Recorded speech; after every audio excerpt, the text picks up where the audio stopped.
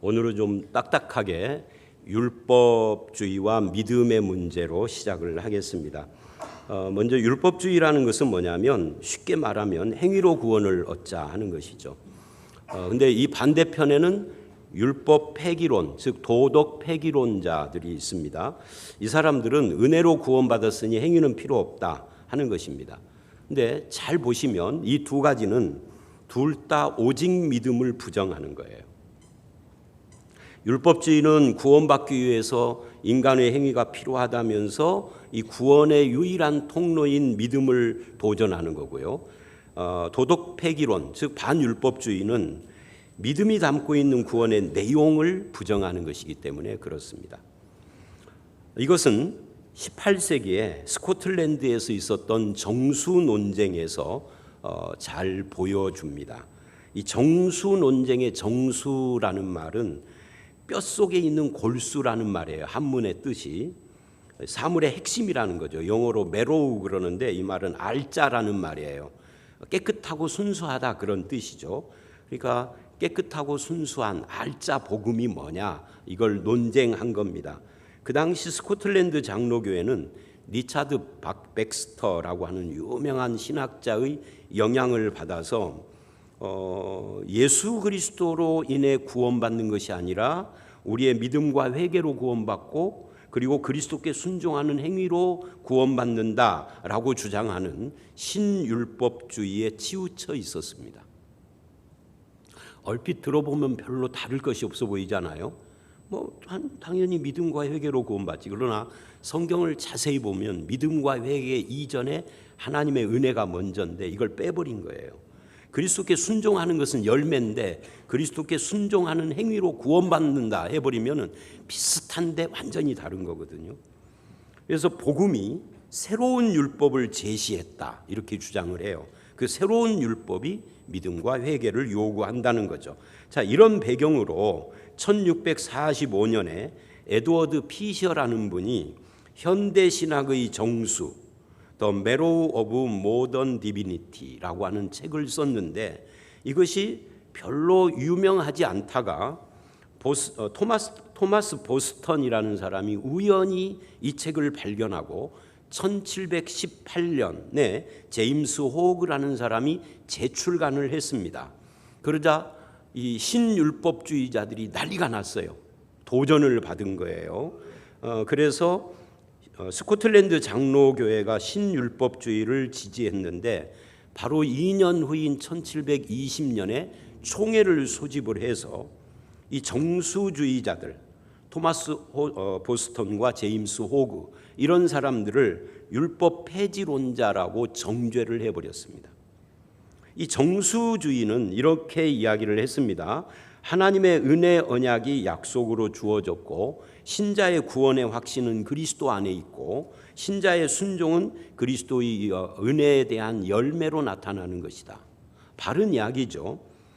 또 복음은 모든 사람에게 제공되었지만 하나님의 택함을 입은 자들만 구원받는다라고 말을 했어요. 그런데 스코틀랜드 장로교회는 복음이 모든 사람에게 제공됐다는 말을 오해해서 이건 제한 속죄를 거부하고 보편 속죄론을 지지한다 이렇게 오해를 했습니다. 그래서 이렇게 말을 했어요. 그 총회에서 결론이 복음은 오직 준비된 죄인들에게만 제공되고 여러분 이 말씀을 잘 보세요. 준비된 죄인 이게 율법주의입니다. 성경을 보면은 그렇지 않죠. 예수님이 지나가다가 세간에 앉아있는 마태를 나를 따르라.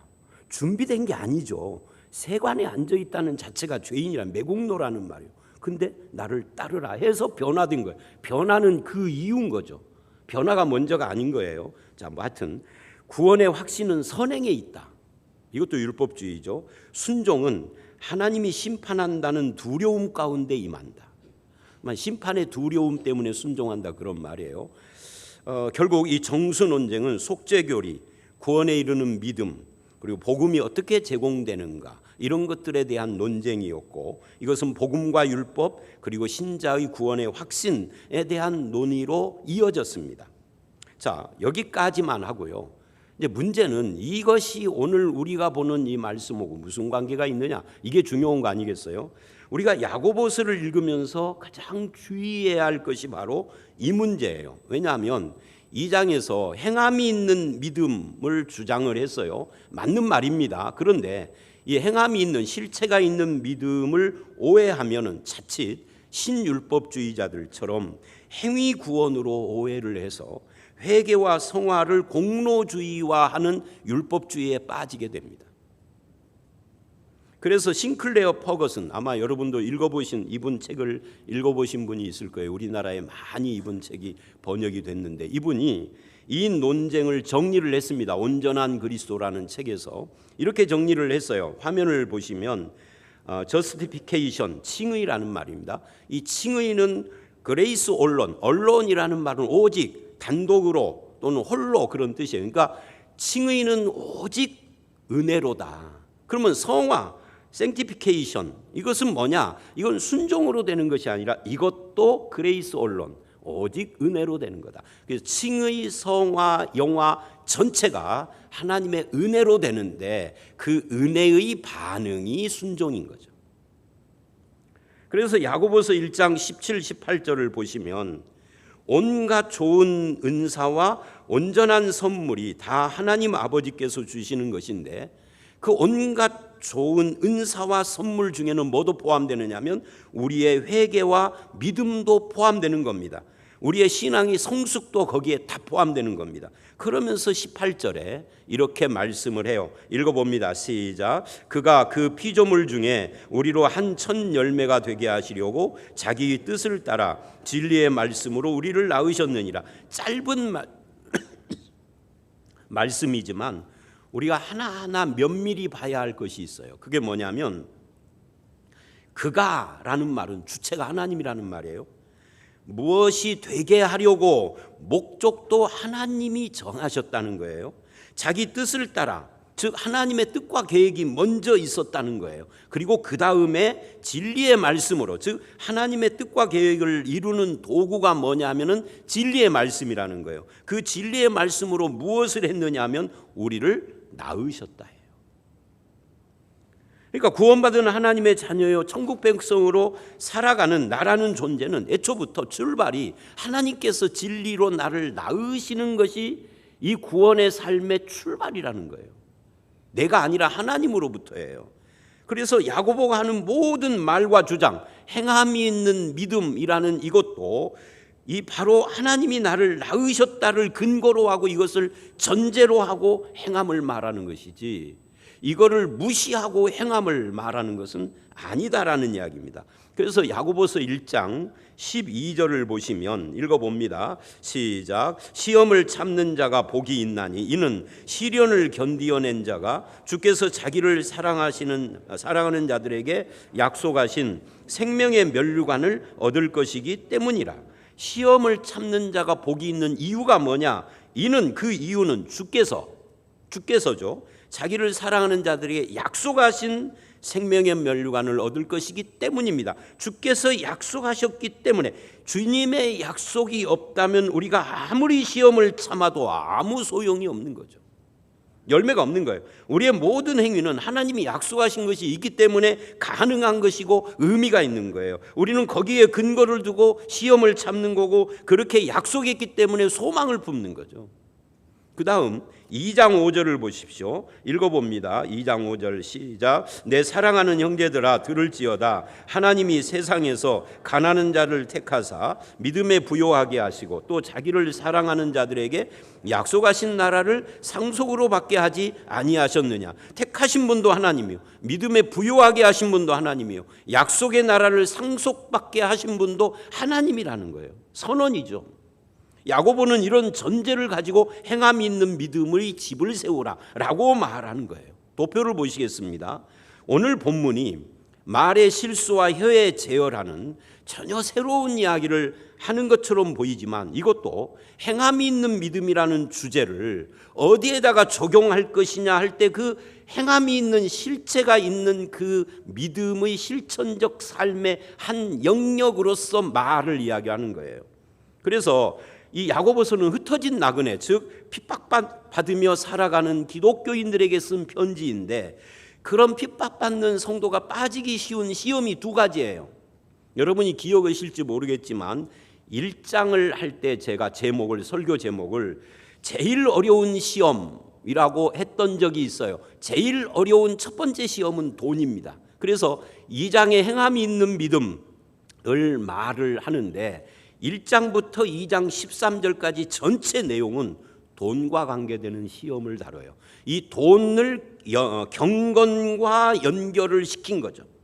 돈 때문에 사람을 외모로 차별하고 시험에 빠지고 분노를 하고 그러는 거잖아요. 그게 1장부터 2장 13절까지예요. 그런데 3장은 2장에서 행함이 있는 믿음을 어디에다가 적용을 시키느냐면 말에다가 적용을 시켜서 행함이 있는 믿음은 돈 문제뿐만이 아니라 말 문제와 지혜로 연결을 시켜서 이게 행함이 있는 믿음이다라고 그러는 겁니다. 둘 다 행함 있는 믿음의 실체를 말하는 거죠. 실예를. 그래서 오늘 본문을 이제 도표로, 두 번째 도표로 보시면 이렇게 네 단락으로 나눠지는데 우리는 그 중에 오늘 1절서부터 6절까지인데 6절은 다음 주에 더 자세히 볼 거예요. 그래서 이제 오늘 본문이 말하는 혀를 어떻게 사용하느냐는 문제는 단순히 말을 무식하고 험하게 하지 말고 세련되고 품위 있게 말을 하라 이야기가 아닙니다. 어떤 기독교인의 모임에서 저도 거기에 속해 있었는데요. 몇 년 전에 서로 소식을 주고받기 위해서 카톡으로 단톡방을 개설을 했습니다. 처음에는 아주 유용했어요. 뭐 부고, 결혼식 또는 어떤 교회 좋은 소식 이런 것도 알리고. 그런데 차츰 이 방이 변질되기 시작을 했습니다. 막말을 하는 사람이 하나가 등장을 했기 때문이에요. 그 사람은 이 어떤 그룹 하나를 지적을 하면서 비난을 퍼부었습니다. 그러자 거기에 동조하는 그룹이 생기고 상대편들도 맞대응을 하기 시작을 했습니다. 그러면서 양측 모임이 서로 현장에서 모일 때마다 서로를 비난을 하며 싸우기 시작을 했어요. 급기야는 법정에 고소하는 사태까지 번졌습니다. 그러더니 결국은 완전히 분열돼서 완전히 쪼개져 버렸습니다. 피차 엄청난 상처를 입게 된 거죠. 이 사람들의 문제가 무엇이었을까요? 단순히 말을 잘못 사용하고 말에 실수를 한 문제일까요? 아니요. 야고보는 그렇게 말하지 않고 이것은 단순한 말 실수의 문제가 아니라 행함이 없는 죽은 믿음. 죽은 믿음이 뭐라고요? 없는 믿음. 원래 이 사람들이 목사들의 그룹인데 이 목사들이 믿음이 없었다라는 이야기를 지금 야고보가 한다고요. 믿음이 없는데 목사가 된 거야. 오늘 또 아마 설교 오고 있을 거야. 그 이야기요. 그래서 이거를 전체적으로 놓고 1절, 2절을 보시면 그 1절에 갑자기 선생되지 말라 하는 말로 시작을 합니다. 읽어봅니다. 시작. 내 형제들아 너희는 선생된 우리가 더 큰 심판을 받을 줄 알고 선생이 많이 되지 말라. 이 말씀이 좀 당황스러운 것이 뭐냐면 기독교에서 선생이라는 것이 목사, 전도사, 주일학교 교사, 구역 인도자 이런 건데 그런 거 가능하면 안 되는 것이 좋다. 그러면 이제 이 설교 듣고 당장 이번 주에 구역장 구역 인도자 반납하고 주일학교 교사 안 하겠다고 하는 사람들이 생길지도 모르는 거죠. 그런데 초대교회는요, 교사가 여러 많은 은사, 성경에 나오는 은사가 29개 정도 되는데 그 은사 중에서도 굉장히 존경받는 중요한 은사였어요. 그걸 하지 말아라 그 말이 아닌 거예요. 어느 정도로 중요한 직분이었는가를 고린도전서 12장 28절로 31절을 보면 이렇게 말씀을 합니다. 읽어봅니다. 시작. 하나님이 교회 중에 몇을 세우셨으니 첫째는 사도요, 둘째는 선지자요, 셋째는 교사요. 여러분 셋째는 교사요, 여기에 주목을 하십시오. 그 다음 읽습니다. 그 다음은 능력을 행하는 자요, 그 다음은 병 고치는 은사와 서로 돕는 것과 다스리는 것과 각종 방언을 말하는 것이라. 여러분 놀랍지 않습니까? 방언이 꼴찌야. 웃지도 않으시네. 방언, 이게 놀라운 거예요. 교사의 위치가 사도, 선지자 다음이요. 심지어 능력을 행하고 병 고치고 각종 방언을 말하는 것보다 더 앞에 언급이 됐다는 것은 우리의 입장에서 놀라운 겁니다. 왜냐하면 은사 그러면 우리는 방언만 생각하니까. 그만큼 교회가 아직 제도적으로 확립되지 않은 초대교회에서는 누구나 가르칠 수가 있었어요. 그렇기 때문에 거짓 교사들이 난무했습니다. 그래서 가르치는 직분이 중요하다라는 뜻이에요. 그러면서 다 무엇 이겠느냐라는 아주 중요한 은사 문제를 이야기를 합니다. 읽어봅니다. 29절 시작. 다 사도이겠느냐, 다 선지자이겠느냐, 다 교사이겠느냐, 다 능력을 행하는 자이겠느냐, 다 병 고치는 은사를 가진 자이겠느냐, 다 방언을 말하는 자이겠느냐, 다 통역하는 자이겠느냐. 이것은 은사와 직분을 이해하는데 아주 중요한 힌트 한 3가지를 줍니다. 그 첫 번째는 뭐냐면 은사와 직분은 하나님이 주시는 선물이라는 거예요. 사람이 받아내는 것이 아니라는 거예요. 인간이 나누어 주는 것도 아닙니다. 그 다음에 두 번째는 모든 사람에게 천편일률적으로 주어지는 은사는 없다라는 겁니다. 각 사람의 재능, 부르심, 사명 따라서 다 다르게 준다는 거예요. 그러니까 한 교회에 목사는 몇 명이어야 돼요? 우리 교회가 1000명이면 1000명이 목사예요. 이건 말이 안 되는 것이죠. 가르치는 자가 그렇게 많을 필요는 없는 거죠. 몇 사람이면 된 거예요. 그거 똑같아요. 방언을 다 해야 한다라는 건 없습니다. 그건 성경적이지 않습니다. 다 방언을 말하는 자이겠느냐라고 말을 해요. 그런데 모두 다 방언하는 교회가 있어요. 그 가짜입니다. 그 중에 몇몇만 해야 돼요. 이제 제가 야고보서 설교를 다 끝낸 뒤에는 고린도전서와 누가복음을 설교하고 이제 은퇴를 할 거예요. 그 고린도전서 할 때 더 자세히 말하겠습니다만은, 그러니까 지금 이 본문이 그 이야기예요. 그리고 그것을 누구에게 무엇을 주느냐를 결정하는 것은 은사 받는 내가 아니라 하나님이 하신다. 그러면 나는 뭐를 할 것인가? 31절입니다. 읽어봅니다. 시작. 너희는 더욱 큰 은사를 사모하라. 내가 또한 가장 좋은 길을 너희에게 보이리라 해요. 우리는 사모하지만 좋은 길을 주시는 분은 하나님이시다. 문제는 이 은사와 직분에 합당하지 않는 사람들이 가르치는 자의 자리에 앉는다 하는 것이 이게 문제가 되는 거죠. 그래서 선생이 많이 되지 말라는 말씀은 선생 되는 것을 쉽게 생각하지 말아라, 그런 이야기예요. 그 이유는 더 큰 심판이 있기 때문이다. 근데 만약에 이 말씀이 단순히 목사되고 교사되고 구역 인도자가 되면은 심판을 더 세게 받는다라고 한다면 이거는 과한 해석인 거죠. 그래서 베드로후서나 유다서를 보면 이런 사람들을 거짓 교사와 거짓 선지자라고 해서 교리적으로나 윤리적으로 타락한 문제를 일으키는 사람들인데, 야고보서가 지적하는 것은 아직 이 선생들은 그 거짓 교사나 거짓 선지자까지 간 건 아니에요. 신앙 고백과 삶이 일치하지 않는 사람들, 말과 가르치는 것이 그들의 삶과 분리되어 있는 위험한 사람들을 말하는 겁니다. 내가 가르치는데 나는 그렇게 안 살아. 경건의 모양만 있고 능력은 없어요. 경건의 능력이 없다라는 말은 무슨 손에서 불 나가는 능력이 아니라 삶의 실천을 능력이라고 그러는 겁니다. 말뿐인 신앙인 거죠. 삶과 분리된 가르침인 거죠. 그런 의미에서 오늘날 목사와 교사 같은 가르치는 직분은 그 영향력이 크기 때문에 사명이 막중한 거예요. 교회의 선생인 목사와 교사가 하는 말을 듣는 성도들에게 영향이 크기 때문입니다. 만약 교회에서 가르치는 목사와 교사의 말이 올바른 걸 가르치는데 그 삶이 그렇게 안 산다면 그것을 듣고 보는 성도들은 하나님의 말씀을 우습게 여기는 거죠. 그건 목사의 생각이고 그런단 말이죠. 그래서 예수님이 마태복음 18장 6절에 이렇게 말을 합니다. 읽습니다. 시작. 누구든지 나를 믿는 이 작은 자 중 하나를 실족하게 하면 차라리 연자 맷돌이 그 목에 달려서 깊은 바다에 빠뜨려지는 것이 나으니라.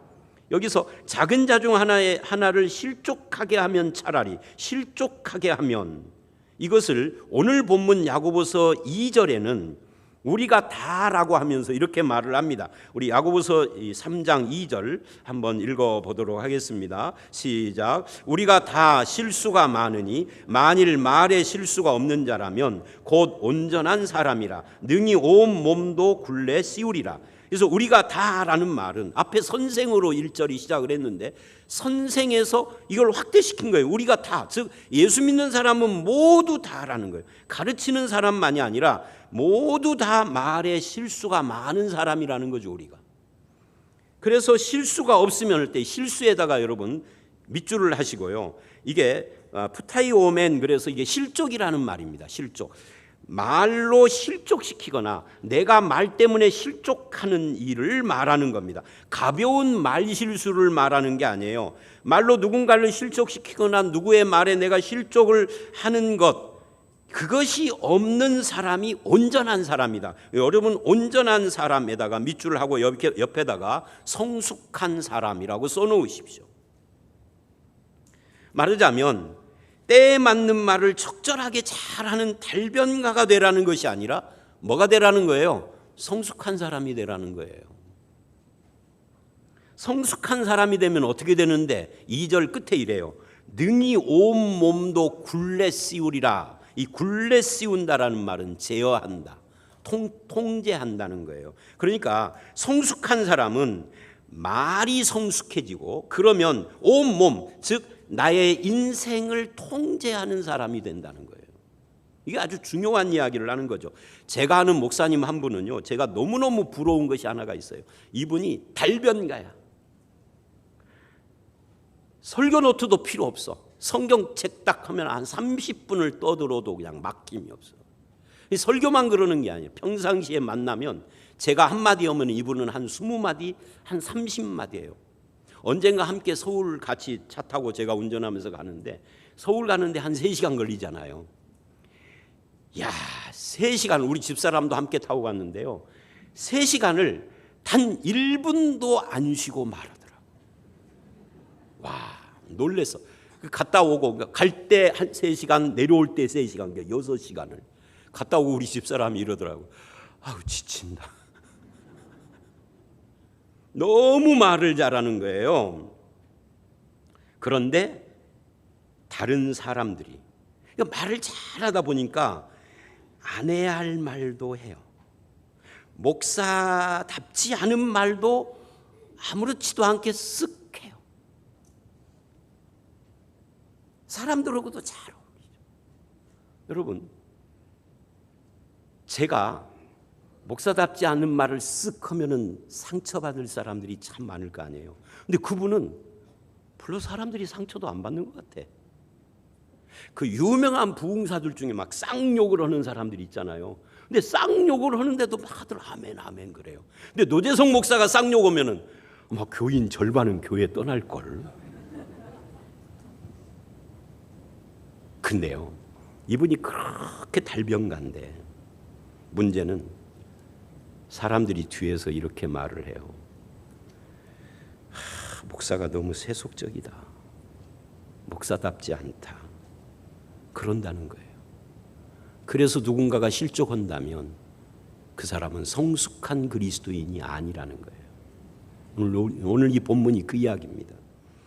우리는 믿음의 행함을 너무 추상적인 어떤 것으로 생각을 하는데 추상적인 것이 아니라 구체적으로 돈의 상처를 받지 않고 잘난 척하지 않고 사람을 차별하지 않고, 이게 1, 2장이라면 3장은 말에 실수하지 않는 삶을 사는 성숙한 성도가 되는 거다.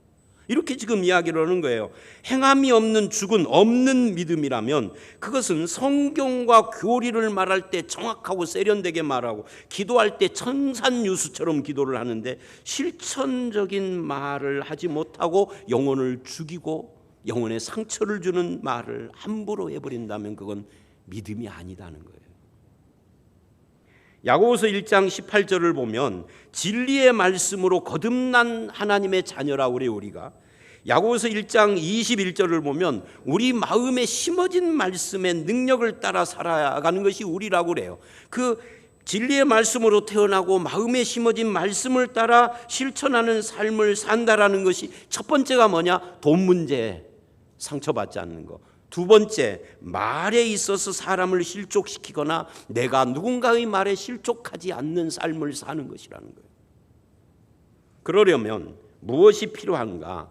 내 마음에 심어진 말씀에 내 자신의 인격과 삶이 깊이 영향을 받아야 합니다.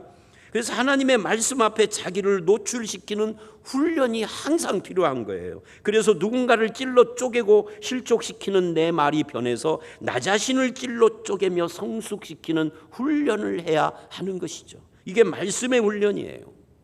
그래서 최영삼 교수, 이 최영삼 교수 이야기를 제가 자주 인용을 하죠. 이분이 베드로 전후서하고 야고보서 이 책을 세 권을 썼어요. 그래서 이쪽 설교할 때 제가 이분의 책을 많이 인용을 하는 거예요. 근데 이 최영삼 교수가 하이데커 철학자죠가 말은 존재의 집이다라고 했던 표현을 인용을 해서 이렇게 설명을 했어요. 이 본문을 하나님의 말씀으로 지어진 세상이 창조주 하나님을 떠났을 때 그 거룩함과 생명의 원천을 잃었습니다. 그 중에 가장 부패한 것이 인간의 마음이고 그 마음에서 나오는 말도 부패해졌습니다. 말씀으로 지어진 창조의 집을 죄와 사탄은 거짓말로 파괴하고 지배하기 시작한 것입니다. 그래서 사람을 가장 타락하게 만드는 것이 말이고 거짓말을 하는 사람은 그 존재가 거짓의 지배를 받게 됩니다. 그래서 세상의 말, 언어는 타락해서 의미가 달라지고 왜곡되었습니다. 예를 들면 세상이 말하는 사랑은 고린도전서 13장이 말하는 사랑과 다릅니다. 세상의 사랑은 심장이 두근거리는 것인데 성경이 말하는 사랑은 오래 참는 것입니다. 그래서 세상은 더 이상 심장이 두근거리지 않으면 헤어져야 하는데 신앙은 심장이 두근거림과 상관없이 오래 참는 사랑으로 사랑을 완성합니다. 세상이 복받으라 할 때는 세상에서 잘 되고 출세하고 돈 많이 버는 것이지만 성경이 말하는 복은 마음이 가난한 자에게 주시는 천국의 행복입니다. 이 부분은 제가 좀 삽입을 했어요. 그렇게 하나님의 말씀은 거짓으로 파괴된 언어를 회복하고 하나님의 말씀에 합당한 존재의 집에서 살게 합니다. 돈이 없어도 풍성한 삶을 살려면 시인처럼 언어가 많으면 되는데 그렇게 말씀의 인생의 집을 짓기 시작하면 죄와 거짓의 종이 되었던 삶이 회복되고 치유되는 것입니다. 여러분, 단순히 말에 품격을 더하라는 것이 아니에요. 왜냐하면 품이 있고 우아하게 말하는 싸가지들이 진짜 많거든요. 그러지 않아요, 여러분 주변에? 나 묻는 분들 아마 경험을 하신 분, 진짜 말을 품이 있게 하는데 진짜 재수 없어. 싸가지들이야. 말의 지성미가 철철 넘치는데 듣는 사람의 영혼을 살리는 것이 아니라 죽이는, 상처 주는 일이 허다해요. 그래서 말은 존재의 집이라. 마태복음 15장 18, 19절을 보십시오. 예수님이 이렇게 말을 합니다. 읽어봅니다. 시작. 입에서 나오는 것들은 마음에서 나오나니 이것이야말로 사람을 더럽게 하느니라. 입에서 나오는 것이 뭐예요? 말이죠. 그리고 행동이죠. 그 출처가 뭐예요? 마음이라는 거예요. 그러므로 마음이 바르지 않은데 매너가 좋아, 품위가 쩔어, 그건 위선이라는 거죠. 이 타락한 인간의 그 다음 19절 읽어봅니다. 마음에서 나오는 것은 악한 생각과 살인과 간음과 음란과 도둑질과 거짓 증언과 비방이니. 여러분, 이런 것들이 20절 사람을 더럽게 하는 것이요 그러지 않습니까? 이것들이 전부 다 인격과 성품 문제입니다. 그래서 우리는 이 야고보서 3장 2절이 말하는 혀는 불이요 불의의 세계라 하는 말씀을 이해할 수 있습니다. 이 6절은 이제 다음 주에 조금 더 자세히 설명할 건데 한번 읽어봅니다. 6절 시작. 혀는 우리 지체 중에서 온 몸을 더럽히고 삶의 수레바퀴를 불사르나니 그 사르는 것이 지옥불에서 나느니라. 이 6절은 이 혀, 말에 대해서 굉장히 부정적인 이야기를 하고 있죠. 훈련되지 않은 혀, 잘못 사용된 혀의 위력이 우리의 삶과 인생을 황폐하게 만든다 하는 것을 말하고 있는 거예요. 그런 의미에서 우리 믿는 사람은 이 혀를 깨끗하게 씻어야 하는 거죠. 그래서 더럽혀지고 오염된 것을 벗어버리고 그 말이 가진 원래의 아름다움, 이 창조할 때 하나님이 우리에게 언어를 주신 그 찬란한 의미를 회복하는 것이 중요한데 이것이 성도의 사명이라는 말이에요. 그런 의미에서 여러분의 말 속에 하나님의 영광이 드러나기를 기도하시기 바랍니다. 우리의 말 속에 그리스도의 사랑이 나타나고 성령의 열매가 맺어지는 그런 성도가 되기를 기도하시기를 바랍니다. 우리의 말로 사람이 생명을 얻고 위로를 얻고 격려를 받으며 하나님 나라의 의가 드러나는 삶을 살기를 기도해야 합니다. 그렇게 쓰임받는 저와 여러분들이 되시기를 주의 이름으로 축원합니다. 3절로 5절을 보시면 우리의 삶을 좌우하는 이 말의 영향력을 세 가지 예화로 설명을 해요. 한번 읽어봅니다. 시작. 우리가 말들의 입에 재갈 물리는 것은 우리에게 순종하게 하려고 그 온몸을 제어하는 것이라. 또 배를 보라. 그렇게 크고 광풍에 밀려가는 것들을 지극히 작은 키로서 사공의 뜻대로 운행하나니 이와 같이 혀도 작은 지체로 돼 큰 것을 자랑하도다. 보라, 얼마나 작은 불이 얼마나 많은 나무를 태우는가. 여기서 우리가 주목해야 할 것이 두 가지예요. 첫째는 5절의 이와 같이입니다. 아주 중요해요. 밑줄을 아십시오. 그 다음에 3, 4절에 제어하는 것하고 뜻대로 운영하나니입니다. 이 이와 같이와 제어하고 뜻대로 운영한다가 연결되고 있어요. 말하자면 지금부터 말하는 이 세 가지 예화는 전부 다 사람의 혀가 얼마나 중요하고 영향력이 큰지를 말하는 설명이라는 거죠. 그 첫 번째가 말들입니다. 말들은 우리의 말, 언어가 아니고요. 호스, 말, 동물 말입니다. 동물을 순종하고 제어하기 위하여서 동물의 입에다가, 말의 입에다가 재갈을 물린다는 거예요. 재갈을 물리면은 이놈이 내 말에 꼼짝없이 순종을 해야 돼요. 그것을 온몸을 제어한다. 제어한다가 뭐예요? 주인이 원하는 방향으로 이리저리 끌고 간다라는 이야기예요. 그것처럼 마치 소에게 콧뚜레를 뚫어 가지고서 끄는 것처럼 말도 그렇게 조종을 하는데 그처럼 사람의 입으로 뱉은 이 말이라는 것이 그냥 뱉어지고 끝나는 것이 아니라 한 번 뱉으면 그 말이 내 목줄기를 움켜쥐고 이리저리 끌어간다는 거죠. 그래서 말하는 사람이 굉장히 조심스러운 거예요. 설교도 그래서 설교 노트에다가 써서 하는 이유가 그거예요. 이거 안 하고도 새벽 기도처럼 30분 떠들 수는 있어요. 새벽 기도는 설교 노트 없이 하거든요. 그런데 실수를 많이 하죠. 바로 그 이야기를 하는 겁니다. 인터넷이 발달한 지금은요, 그런 현상이 더 심해졌어요. 그래서 유명한 사람이 말을 한마디 잘못해서 하루아침에 벼랑에 떨어지고 그가 한 말이 막 신속하게 퍼지기 때문에 결국 말에게 재갈을 물려서 이리저리 끌고 가는 것처럼 내가 한 말이 나를 목줄 져가지고서 이리저리 끌고 가는 현상이 일어나는 거예요. 그래서 나중에는 자살까지 해버리잖아요. 말 때문에. 그 다음에 두 번째 예는 엄청나게 큰 배도 그 배를 뜻대로 움직이는 작은 키가 있다.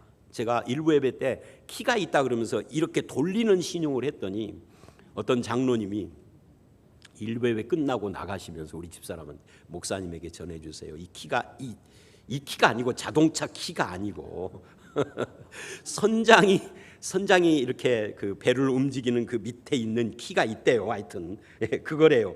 저도 그걸 생각했지만 손은 이렇게 했어요. 하여튼 2부 예배에서는 오해하지 마십시오.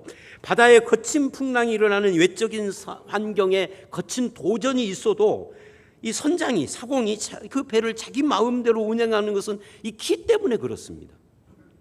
그래서 4절에 뜻대로 운영한다라는 표현도 이 선장이 작은 키로 큰 배를 자기 마음대로 움직인다, 그런 말이에요. 그리고 5절에 이와 같이 혀도 그러는 거예요. 혀도 작은 것인데 큰 것을 자랑한다. 큰 것이 뭐예요? 인생이거든요. 인생을 자랑한다가 인생에 어떤 영향력, 큰 해를 끼친다는 말을 이렇게 번역을 한 거예요. 그러니까 혀가 우리 인생을 조종한다는 거예요. 내 목줄을 쥐고 있다는 거예요. 나를 흔든다는 거예요. 내 인격과 성품과 삶에 영향을 준다는 겁니다. 그래서 여러분 잘 생각을 해보십시오. 내가 아직 드러내지 않는 말은 영향력이 별로 없어요. 별로 없는 게 아니라 하나도 없죠. 내가 말을 안 했으니까. 그런데 드러낸 말은 엄청난 영향력을 줘요. 말한 나 자신도 그 영향에 벗어날 수가 없어. 그래서 말을 할 때는 한번 생각한 다음에 하셔야 돼요. 그래서 우리의 사공이 한번 생각하면서 할 때 내 생각, 마음을 주장하는 분이 누구냐는 거예요. 사공이 누구냐. 스스로도 어쩔 수 없이 이 인격과 성품이 거기에서 내 인격과 성품을 주장하는 분이 누구냐에 따라서 거기서 말이 나오기 때문에 내 성품을 주관하는 분이 하나님이시면 내 말도 하나님의 뜻을 반영하는 말, 즉 다른 말로 하면 성경적 세계관이 담긴 말을 할 것이지만 내 인생의 사공이 하나님이 아니라면 내 혀는 타락한 세상의 부패에 갇혀서 세상 정신을 반영하는 그런 말을 하게 될 것입니다. 그래서 어떤 사람이 말을 했다면 늘 세상적인 정신이 담긴 그런 자랑이 담긴 말만 한다면 그 사람의 교회 직분과 상관없이 그 사람은 세상에 속한 사람이에요. 하나님 나라 백성이 아닌 거예요. 툭 건들면 세상에서 성공하고 잘된 사람 이야기만 하고, 그런다면 그 정신이 거기에 묶여 있는 거잖아요. 이 사람은 본향을 찾는 나그네 삶을 안 살고 있는 거죠. 여러분의 인생의 사공은 누구십니까?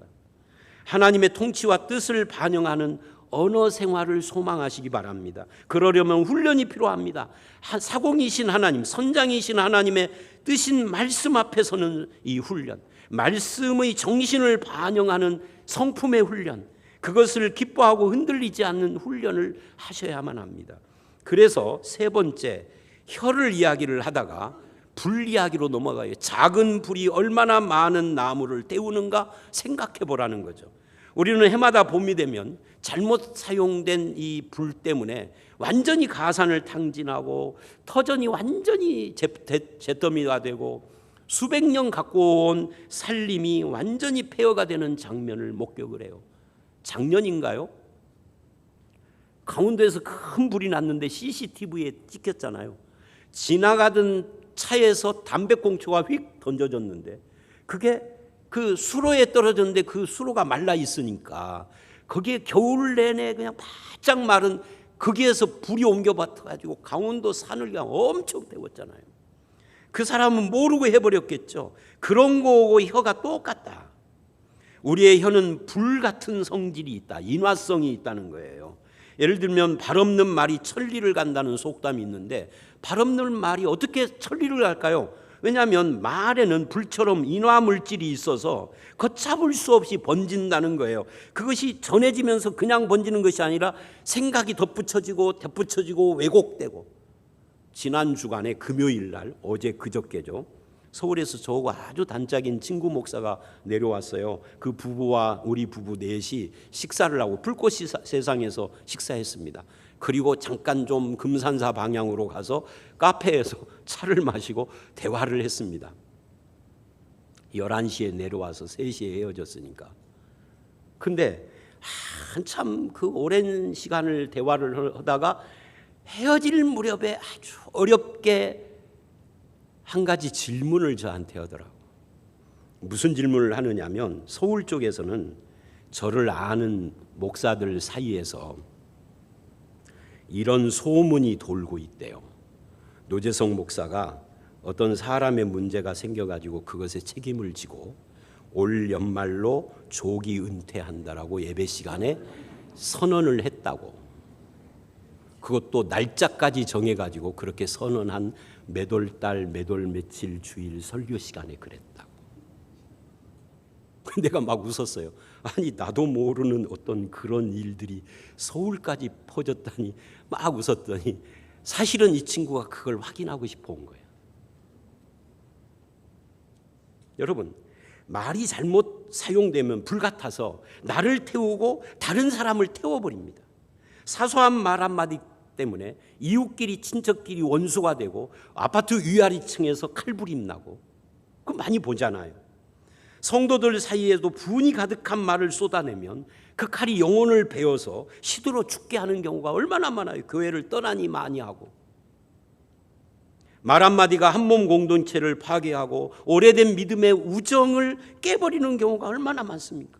그래서 말을 제갈로 제어하고 배를 키로 움직이듯이 내 말도 혀도 통제가 돼야 하는데 이걸 통제하실 분이 누구라는 거예요? 사공 대신, 선장 대신 하나님이다. 하나님이 뭐를 통제하느냐면 입술이 아니라 우리의 마음을 통제하는 겁니다. 우리의 성품을 통제하는 겁니다. 왜? 말은 우리의 성품에서 나오는 거니까.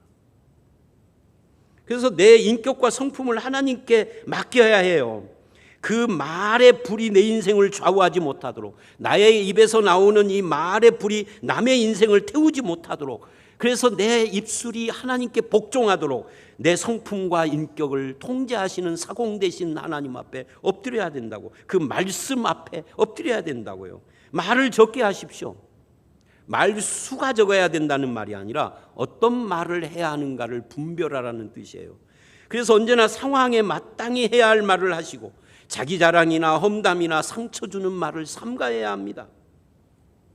여러분, 말로 상처 주지 않는 것도 성령의 열매고요, 다른 사람의 말에 상처를 받지 않는 것도 성령 충만입니다. 내가 상처 주지 않는 것도 어느 정도 쉬운 일이지만 상처받지 않는 것은 더 어려운 거예요.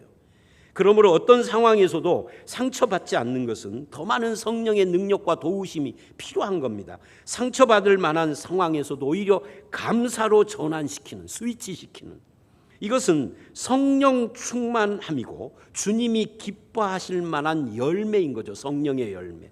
여러분들이 그렇게 사시기를 주의 이름으로 축원합니다. 따뜻한 마음이 담긴 말을 힘써야 합니다. 여러분의 말이 소금으로 간치는 것 같아야 합니다. 소금 없이 음식 만든다고 한번 생각을 해보세요. 얼마나 심심해요. 급한 마음으로 말하지 마십시오. 생각 없이 쏟아내는 말은 나의 성숙하지 못한 인격을 반영하는 겁니다. 인간관계를 파괴하지 말고 관계를 세우는 말을 해야 하고, 가능하면 부드럽게 하고 온유한 말을 해야 합니다. 그래서 여러분의 말 속에 하나님의 은혜가 드러나도록 힘써야 합니다. 제가 한 가지 이야기를 하고 이제 말씀을 마치려고 하는데, 이거는 이제 어떤 분의 글로 자기 그 이야기를 말하자면 간증식으로 한 거예요. 어떤 아파트 관리사원 이야기입니다. 그 아파트에 고집이 세고 괴팍하기로 소문난 할머니가 살고 있었대요. 이 아파트 할머니는 툭하면 관리소를 찾아와서 관리비가 많이 나오는 것도 관리소 사무원 탓이고, 연체료가 부과되는 것도 당신들 탓이라고 그냥 떼를 쓰셔서 그분의 별명이 떼쟁이 할머니랍니다. 관리소 직원에게만 그런 게 아니라 아파트 주민들 사이에서도 무슨 문제만 있으면 꼬투리를 잡고 막 떼를 쓰고 그런데요. 근데 어느 날 이 할머니가 또 관리소를 찾아왔더래요. 오늘은 또 무슨 떼를 쓰시려고 왔는가 하고 긴장을 하면서 커피 한 잔을 대접을 했답니다. 근데 그날은 얌전한 새새끼처럼 아무 말을 않고 커피만 훌쩍거리더래요. 그래서 여직원이 물었대요. 박이라고 하는 여직원이, 할머니 어디 다녀오세요? 식사는 하셨어요? 그랬더니 이 할머니가 막 서럽게 울면서 자기 속마음을 털어놓더랍니다. 근데 뭐라고 말을 하느냐면, 자기는 여태까지 아무도 따뜻하게 그렇게 식사했느냐고 물어본 사람이요. 그러면서 속마음을 털어놓기를, 자기는 후처로 들어왔는데 자식을 못 낳고 전처가 낳은 어린 자식들을 그냥 애지중지 그렇게 키웠는데 다 커서 장가가고 다 대학도 나오고 했는데 할아버지가 돌아가시자 이 자식들이 이 할머니를 버려버린 거예요. 다 외지로 떠나버리고 그냥 돈 한 푼 주지도 않고 그냥 홀로 그냥 남아버린 거예요. 그러니 그 할머니는 그렇게 때를 쓰고 막 했던 것이 사실은 외로워서, 사람들의 관심을 끌고 싶어서. 그런데 식사하셨나요 하는 우리 뭐 아무것도 아닌 인사 한마디를 하자 그냥 이게 터진 거예요. 그래서 그날 저녁에 계란하고 감자를 사들고 그 할머니 집에 가가지고서 저녁 식사를 해드렸답니다. 그 밥상에서 할머니가 얼마나 우시던지 일어나서 이제 돌아가려고 하는데 할머니가 장롱에서 뭐를 꺼내주시면서 박양 주려고 놔둔 거예요. 나 때문에 고생 많았지, 양말이라도 사시노 하면서 얼마를 주신 줄 아세요? 여러분 상상해서 얼마를 주셨을까요? 1억? 10억? 3,000원을 주시더래요. 액수가 중요한 게 아니죠. 이 할머니가 외로웠던 겁니다. 알고 보니 할머니의 때는 단순한 말이 아니라 외롭고 힘든 마음의 표현이었어요. 관리소 직원 한마디의 말에 그 외로움이 위로를 받은 거죠. 그러므로 말은 말 이상의 것입니다. 한마디 말이 사람을 세우기도 하고 죽이기도 하는 그런 겁니다. 성경 찾아봅니다. 주님께서 이렇게 말을 했어요. 마태복음 12장 35절로 37절입니다. 읽어봅니다. 시작. 선한 사람은 그 쌓은 선에서 선한 것을 내고 악한 사람은 그 쌓은 악에서 악한 것을 내느니라. 내가 너희에게 이르노니 사람이 무슨 무익한 말을 하든지 심판날에 이에 대하여 신문을 받으리니 내 말로 의롭다함을 받고 내 말로 정죄함을 받으리라. 마태복음 15장 18절 20절도 읽습니다. 시작. 입에서 나오는 것들은 마음에서 나오나니 이것이야말로 사람을 더럽게 하느니라. 마음에서 나오는 것은 악한 생각과 살인과 간음과 음란과 도적질과 거짓 증언과 비방이니 이런 것들이 사람을 더럽게 하는 것이요. 인간을 지으신 주님은 인간의 인간됨을 꿰뚫어 보시고 사람의 말이 말 이상의 것임을 분명히 하는 거예요. 말은 마음에서 나오는 것이다. 그래서 마음에 뭘 쌓느냐가 중요하다. 이것이 말을 변화시키는 것이다. 그 말에 그의 인격이 있고 세계관이 담겼고 영적인 상태가 담겨져 있기 때문에 그렇습니다. 그래서 내 마음의 사공 대신 주님과의 교제가 그래서 중요한 거예요. 하나님의 백성들의 말은 사람을 살리고 세우는 말이어야 하고 그런 말이야말로 행함이 있는 믿음의 실체 중에 하나인 겁니다. 저와 여러분의 말 속에 하나님의 은혜가 담기고 따뜻한 주님의 사랑이 담기고 생명이 담기는 말을 하시기를 주의 이름으로 축원합니다. 함께 기도하겠습니다. 하나님, 우리의 말이 얼마나 중요한지를, 그리고 그 말이 마음에서 나오고 우리의 마음의 주인은 하나님이시라는 것을 생각을 해봤습니다. 내 마음과 성품과 인생의 사공 되시는 주님과 함께하며 그분의 말씀에 늘 내 마음과 정신이 훈련받게 하시고, 그래서 따뜻하고 위로가 담긴 말, 사람을 세우는 말, 생명이 있는 말, 하나님께 영광 돌리는 말, 그리스도의 은혜를 표현하는 말, 성령의 열매가 나타나는 말을 할 수 있는 우리 모두가 되게 하여 주시옵소서. 그래서 내가 있는 가정이 살아나고 교회가 살아나고 이 사회가 살아나는 귀한 열매가 맺어지게 하시기를 간절히 바라올 때 예수님 이름으로 기도드렸사옵나이다. 아멘.